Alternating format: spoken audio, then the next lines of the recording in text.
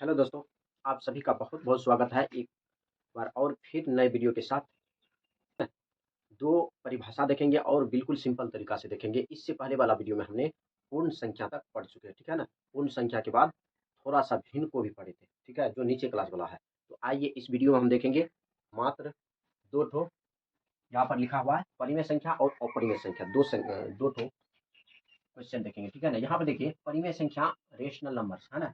वैसी संख्या यहाँ पर हम परिभाषा लिख दिए, ठीक है ना? वैसी संख्या जिसे हम P/Q के रूप में लिखते हैं, उसे क्या कहते हैं? लिखते हैं, उसे परिमेय संख्या कहते हैं। जैसे जहाँ क्या हो बाबू, जहाँ Q बराबर नॉट 0 होना चाहिए, ठीक है? Q बराबर 0 नहीं होना चाहिए, तब कहेंगे, ठीक है ना? तो यहाँ पर क्या है परिमेय संख्या को हमने इससे पहले क्या सीखे थे? पूर्ण संख्या। तो पूर्ण संख्या किसको बोलते थे? ये जो है ये न नंबर नंबर लाइन जो है ये नंबर लाइन ये क्या है? किस संख्या का? पूर्ण संख्या का। पूर्ण संख्या क्या होता है? पूरा संख्या जो हो तो उसको बोलेंगे पूर्ण संख्या। पूर्ण संख्या क्या होता है? 2 तरह के होते हैं, एक तो ऋणात्मक संख्या, एक तो धनात्मक संख्या, ठीक है ना?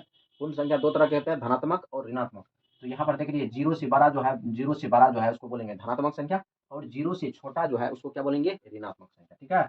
यहाँ पर नंबर लाइन भी हम थोड़ा-सा लिख दिए हैं, तो आप इसको देख के समझ सकते हैं, अपनी कॉपी में ज़रूर इसको लिख लेंगे। अगर आपको याद नहीं है तो इसे बाबू अपनी कॉपी में लिख लेना और याद ज़रूर कर लेना, ठीक है? तो यहाँ पर क्या हो जाएगा वैसी संख्या जिसे हम P/Q के रूप में लिखते हैं, उसे परिमेय संख्या कहते हैं, जहाँ क्या हो Q बराबर नॉट 0। Q बराबर नॉट 0 का मतलब क्या है बाबू?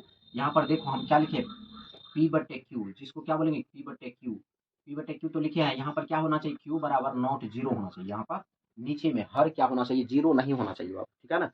0 जिसमें होगा तो वो परिमेय संख्या नहीं होगी। जैसे यहाँ पर हम लिख दिए हैं 3/4 ये परिमेय संख्या, 5/6 ये परिमेय संख्या, 9/8 ये क्या है? परिमेय संख्या सारे। अगर इसी में कह दे 3/0 तो ये परिमेय संख्या नहीं होगा, ये परिमेय संख्या नहीं है। 5/0 ये कह दे तो ये परिमेय संख्या नहीं है, ठीक है ना? ये नीचे में क्या होना चाहिए? 0 नहीं होना चाहिए, ठीक है? नीचे में 0 नहीं होना चाहिए, तब क्या कहलाएगा वो? परिमेय संख्या कहलाएगा, ठीक है ना? यहाँ पर 0 नहीं होना चाहिए। ये दोनों संख्या क्या है? अपरिमेय संख्या, ये परिमेय संख्या नहीं है, ठीक है ना? अब आता है अपरिमेय संख्या। अपरिमेय संख्या देखिए वैसी संख्या जिसे हम P/Q के रूप में, वैसी संख्या जिसे हम यहाँ पर लिख सकते हो, यहाँ पर लिख लो, जिसे P/Q के रूप में नहीं लिखा जाए, उसे क्या कहेंगे? अपरिमेय संख्या कहते हैं, ठीक है ना? जैसे में पाई क्या है बाबू? अपरिमेय संख्या, ठीक है ना? पाई क्या है? अपरिमेय संख्या। √2 अपरिमेय संख्या, √3 अपरिमेय संख्या, √5 ये क्या है? अपरिमेय संख्या, ठीक है ना? ये सारी संख्या जो है क्या है? अपरिमेय संख्या कहलाएगा। अगर इसी में कह दिया जाए बाबू √4 कह दिया ना, तो ये क्या हो जाएगा? परिमेय संख्या। ये क्या हो जाएगा? परिमेय संख्या हो जाएगी, ठीक है ना? √4 जो होगा ये परिमेय संख्या, क्योंकि इसका वर्गमूल निकल जाता है, ठीक है ना? अगर कह दे √9 ये क्या हो जाएगा? परिमेय संख्या है, ठीक है ना? ये परिमेय संख्या हो जाएगा, ये अपरिमेय संख्या नहीं होगा, ये अपरिमेय संख्या नहीं होगा, ठीक है ना? ये अपरिमेय संख्या नहीं होगा, कौन संख्या होगी? परिमेय संख्या होगी, ठीक है ना? इसी में कह दिया √16 तो ये क्या हो जाएगा? ये परिमेय संख्या, ये भी अपरिमेय संख्या नहीं है, ठीक है ना? इसको क्या कहेंगे? अपरिमेय संख्या नहीं है। चलिए, तो बाबू वीडियो को स्किप नहीं करना। अब जो है बहुत ही मज़ा आने वाला है और बहुत ही अच्छी चीज़ बताने वाले हैं जो आपको कहीं भी नहीं मिलेगा।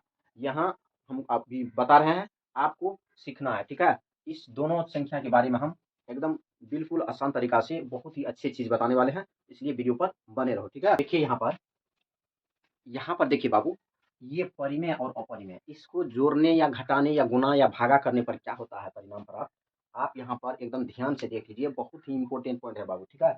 इसलिए आप देखिए परिमेय आप प्लस अपरिमेय जब करेंगे तो ये क्या था? अपरिमेय ही होगा, ठीक है ना? अपरिमेय, इसका सब का रिजल्ट क्या निकलेगा? अपरिमेय, ठीक है ना? अपरिमेय प्लस परिमेय जब होगा तो क्या हो जाएगा? अपरिमेय, ठीक है ना? अपरिमेय, याद रखना बाबू, ठीक है? ये हो जाएगा परिमेय और माइनस अपरिमेय करेंगे तो ये भी क्या होता है? अपरिमेय। अपरिमेय अभी बताएंगे आपको, परिमेय भी होगा, ठीक है ना? परिमेय होगा कैसे? यहाँ पर देखिए अपरिमेय आप परिमेय होगा तो ये भी अपरिमेय। अपरिमेय अभी सबका कह दीजिए अपरिमेय, ठीक है? ये भी अपरिमेय हो जाएगा, अपरिमेय, ठीक है? सारे ये अपरिमेय गुना परिमेय तो परिमेय अपरिमेय हो जाएगा, अपरिमेय। अपरिमेय याद रखना, परिमेय भागा अपरिमेय, अपरिमेय। इस सारे स्थिति में बाबू क्या हो जाएगा? अपरिमेय ही होगा, ठीक है ना? आपको यह मिल गया अपरिमेय, अपरिमेय याद रखना, ठीक है? अब देखिए बाबू, अगर इसी में कह दिया जाए परिमेय, देखिए परिमेय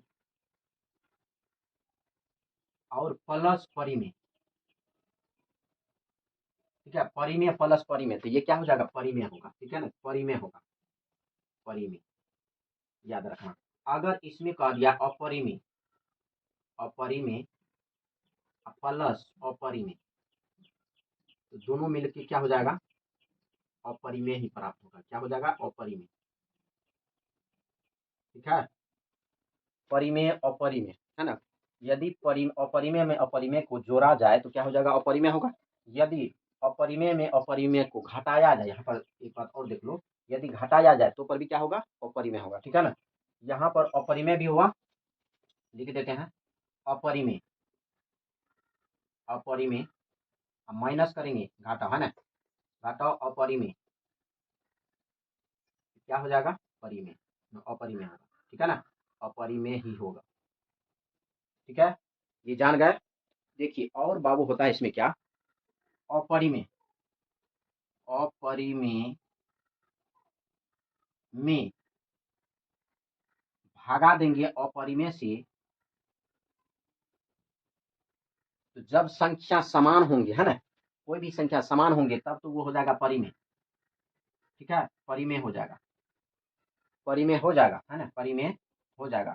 यदि संख्या समान नहीं होगा, भिन्न भिन्न होगा, तब क्या हो जाएगा, ये अपरिमेय ही रहेगा, अपरिमेय रहेगा। ठीक है, अपरिमेय, थोड़ा सा इसको याद रखना बाबू। ठीक है, यदि संख्या समान है, फिर से सुनिए, यदि संख्या ये अपरिमेय अपरिमेय है ना, दोनों संख्या समान है, इसमें भाग दिया जाए है ना, तब क्या हो जाएगा, ये परिमेय हो जाएगा।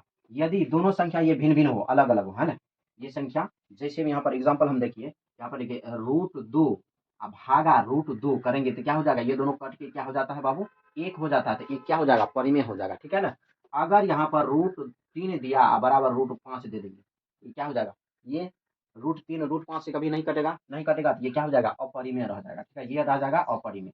ठीक है, ऊपर वाला ये क्या हो जाएगा, परिमेय हो जाएगा। ठीक है ना, तो यहाँ पर थोड़ा सा ध्यान रखना है, यदि ये संख्या क्या हो जो यानी बराबर को बराबर से भाग दिया जाए तो क्या हो जाता है, पूर्ण भी बराबर, यूक्लिड विभाजन पर है कि नहीं बाबू, बराबर को अगर बराबर से भाग दिया जाए तो क्या होता है, पूर्ण भी बराबर हो जाता है। तो इसलिए यह पूर्ण भी बराबर हो गया, यानी √2 को √2 से भाग लग गया, हो गया क्या, एक। तो एक क्या है, एक परिमेय संख्या। ठीक है ना, √5 को √5 को √3 को √5 से भाग दिए तो क्या हो गया, रूट यही बच गया। ठीक है ना, √5/3 ही बचा, √3/5 ही बचेगा। ठीक है ना, तो ये कटने वाला नहीं है, इसलिए यह क्या हो जाएगा, अपरिमेय संख्या ही रह जाएगा। ठीक है ना, तो इसको याद रखना बाबू, और ये सारे चीज को आपको एकदम बिल्कुल प्रॉपर तरीका से होना चाहिए। ठीक है ना, अब जो है हम लोग देखेंगे अगला वीडियो में, इस वीडियो में नहीं, वीडियो लंबे ज्यादा हो जाएगी, तो अब हम देखेंगे अगला वीडियो में, देखेंगे क्या देखेंगे बाबू, अगला वीडियो में देखेंगे परिमेय संख्या, यानी इस संख्याओं के बीच में परिमेय संख्या कैसे निकालते हैं, और इसको और सीखेंगे क्या, संख्या रेखा पर इसे हम कैसे अपरिमेय संख्या को दर्शा सकते हैं। ठीक है ना, संख्या रेखा पर इस अपरिमेय संख्या को कैसे दर्शा सकते हैं, अपरिमेय संख्या ये है ना ये, तो इसको हम संख्या रेखा पर कैसे रखेंगे, कैसे देना है इस पर संख्या रेखा पर, कैसे इसको दर्शाएंगे, वो भी देखेंगे। और उसके बाद परिमेय संख्या और अपरिमेय संख्या मिलकर ये संख्या होता है, ये भी हो गया। और परिमेय संख्या, दो परिमेय संख्याओं के बीच की संख्या निकालेंगे, कैसे निकालते हैं वो भी सीखेंगे। ठीक है, तो इससे अगला वीडियो में, अभी तक वीडियो पर बने रहने के लिए बहुत बहुत धन्यवाद, और इसी पर वीडियो को खत्म करते हैं, और आप पढ़ते रहिए, मस्त रहिए। Okay, all the best, thank you.